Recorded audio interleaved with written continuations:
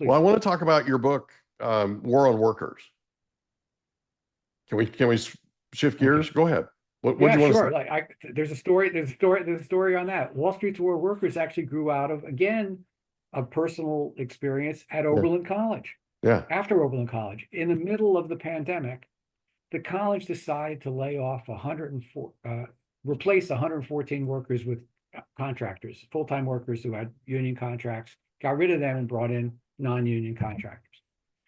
And a bunch of us tried, alumni got together. My son went to Oberlin, actually. I hadn't really done anything there. I hadn't been there often, except for him.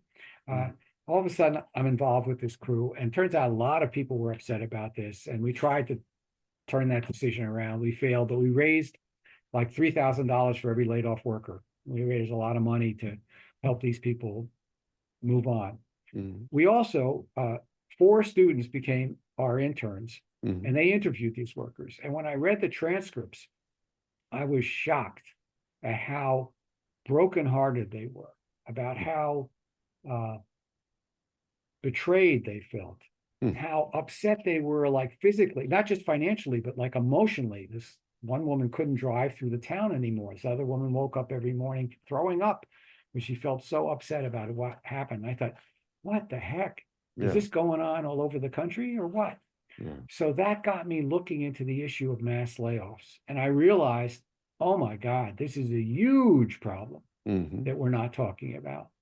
Number one. Number two, its fundamental cause is this whole shifting of power to Wall Street and finance. And these layoffs are actually designed to produce what are called stock buybacks, not at Oberlin, but in the private sector, to enrich Wall Street investors.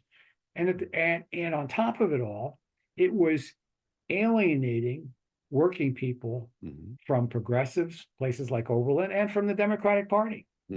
And I realized, and then as I was researching it, people say, well, working people have just become more, deplorable, right? Racist, sexist, et cetera, et cetera. So I dug into that with my research team.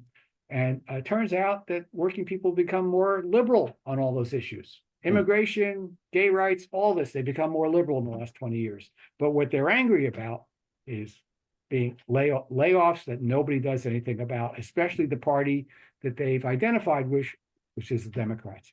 So that gave me a story.